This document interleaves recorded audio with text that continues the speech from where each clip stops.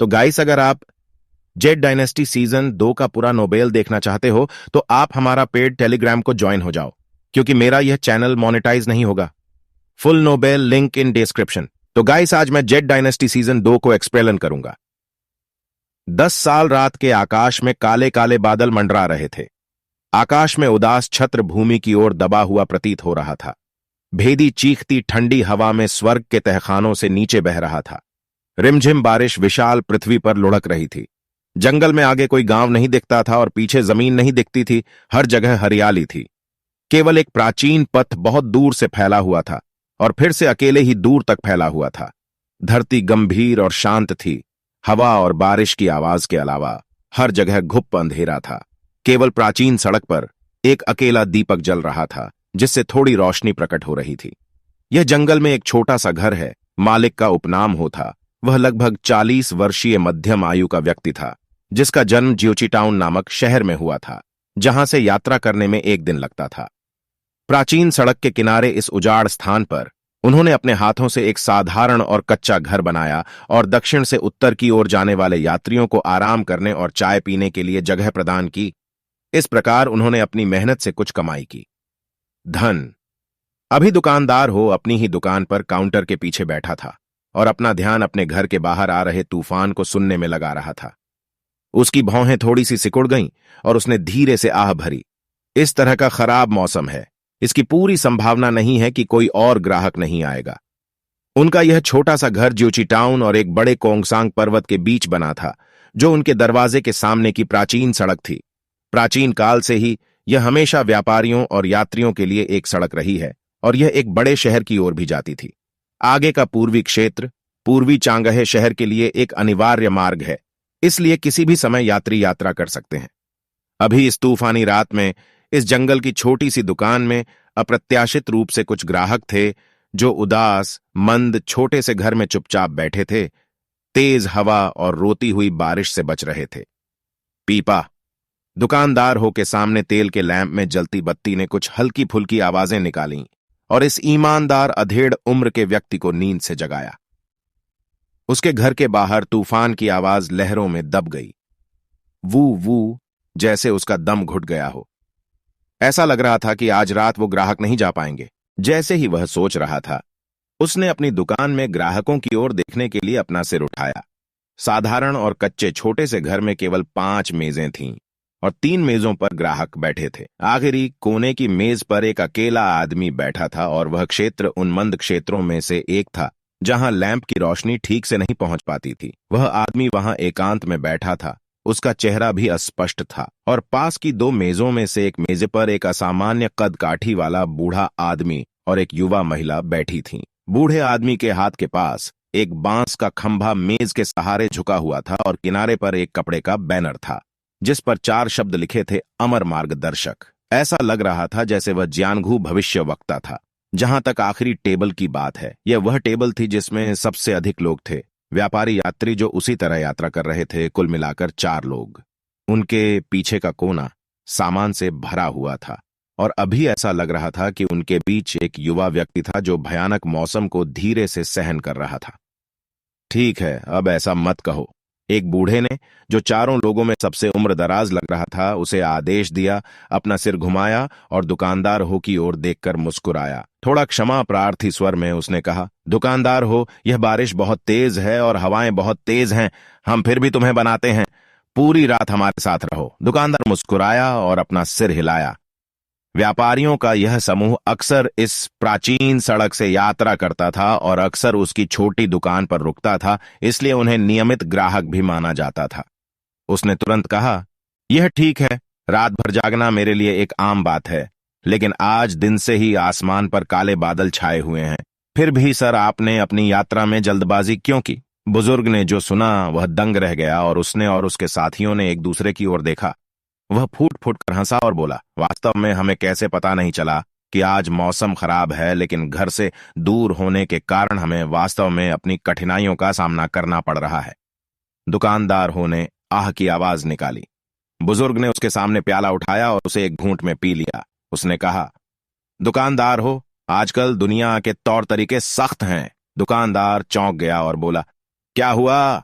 उस बुजुर्ग ने कड़वी हंसी दी और कहा, 10 साल पहले जो दुष्ट गुट लंबे समय से गायब था वह अचानक फिर से प्रकट हो गया। मैंने सुना है कि किंग युन हिल में अच्छे गुट के उन दिव्य लोगों के साथ उनका एक बड़ा झगड़ा भी हुआ था।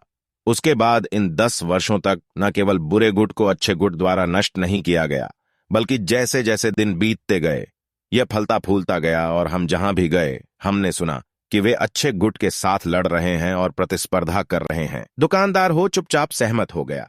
उस बुजुर्ग ने आह भरी और जारी रखा, वे अपनी लड़ाई खुद लड़ते हैं और हम आम लोग भी हस्तक्षेप करने में असमर्थ हैं। लेकिन सिर्फ इतना है कि इन झगड़ों के साथ पूरी दुनिया अराजकता में है। आजकल लुटेरे और डाकू भागते हैं और जो लूटते हैं और घरों को लूटने वाले बहुत हैं। हम जो यात्रा करके अपना जीवन यापन करते हैं हर दिन तनाव में रहते हैं, इस डर से कि कहीं हम डाकुओं से न टकरा जाएं, इसलिए हम जल्दबाजी में यात्रा कर रहे हैं। अप्रत्याशित रूप से हम यहां तूफान के कारण बाधित हो गए हैं, जिससे दुकानदार को परेशानी हो रही है। दुकानदार हो ने अपना सिर हिलाते हुए कहा, इससे कोई फर्क नहीं पड़ता, आपको इससे परेशान होने की जरूरत नहीं है।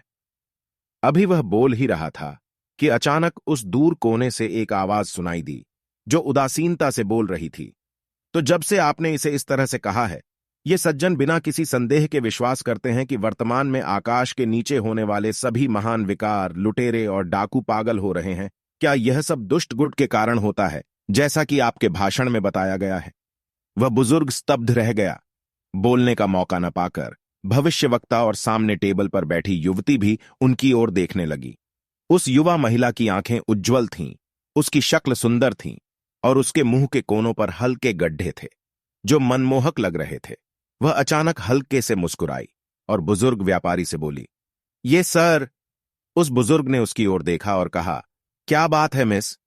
उस युवती ने धीरे से कहा, सर, आपका चेहरा पतला है और कई झुर्रियां हैं, लेकिन आपके चेहरे का आकार अखंडित है।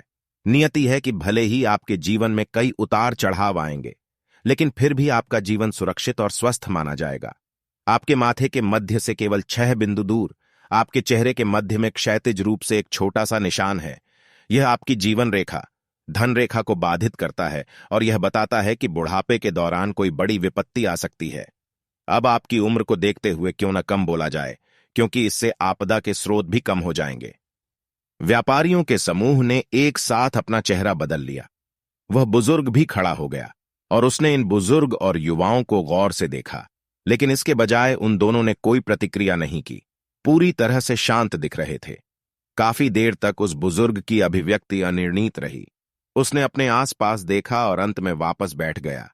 युवती की ओर अपना हाथ बढ़ाया और कहा, आपके मार्गदर्शन के लिए धन्यवाद मिस।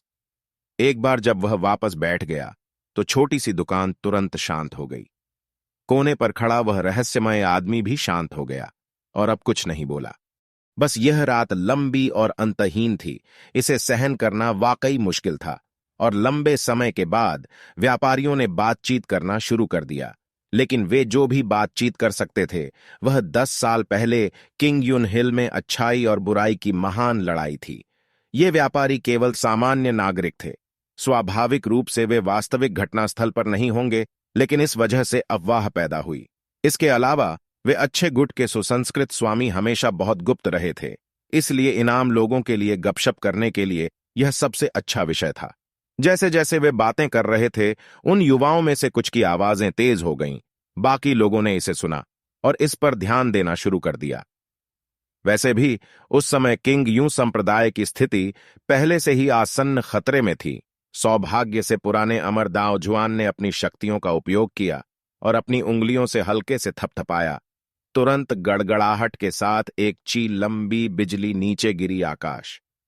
मैंने सुना कि सैकड़ों मील के दायरे में बहरा कर देने वाली तेज आवाज सुनाई दी, इससे दुष्ट गुट पीछे हट गया।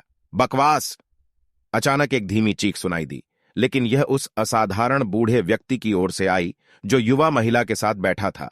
हर कोई आश्चर्यचकित था और उसकी ओर देख रहा था। बूढ़े व्यक्ति को यह कहते हुए सुना गया, अगर दाओजुआन वास्तव में इतना शक्तिशाली था तो यह कैसे हो सकता है? किंग यूं हिल लड़ाई में किंग यूं संप्रदाय के बहुत से लोग मारे गए और यहां तक कि 7 शाखाओं के नेताओं में से 2 भी मारे गए। कई वरिष्ठ और बुजुर्ग शिष्य घायल हो गए या मर गए। क्या आपको लगता है कि दुष्ट गुट के शैतान सादे पके चावल के अलावा कुछ नहीं खाते हैं? हर कोई अवाक रह गया। उनके बगल वाली युवती ने गहरी भ्रिकुटी बना ली और धीरे से बोली, दादाजी, मैंने तो उनसे कहा था कि ज्यादा बात न करें, फिर भी आप इतना कैसे बोल रहे हैं? वह बूढ़ा आदमी हे हंसा। दैवीय भाव वाले चेहरे पर अचानक थोड़ा अहंकार दिखाई दिया। उसने धीरे से उत्तर दिया, जियो हुआन, मुझे मत डराओ। मैंने आपको बहुत पहले ही अपने जीवन का भविष्य फल पढ़ने की अनुमति दे दी है, और यद्यपि मैं अपनी पूरी जिंदगी इधर उधर घूमता रहूंगा, लेकिन जब मैं बूढ़ा हो जाऊंगा और मेरी किस्मत में मेरे अंतिम संस्कार पर मुझे विदा करने के लिए अपने परिवार के साथ सुरक्षित और स्वस्थ होना तय होगा, हे नहीं, कोई फर्क नहीं पड़ता, कोई फर्क नहीं पड़ता। युवती ने अभी अभी चाय की चुस्की ली थी और उसके शब्दों से लगभग उसका दम घुट गया था। उसे कई बार खांसी हुई और उसने उस बूढ़े आदमी को गुस्से से देखा। इसके बजाय वह बूढ़ा आदमी खुद से बेहद खुश था।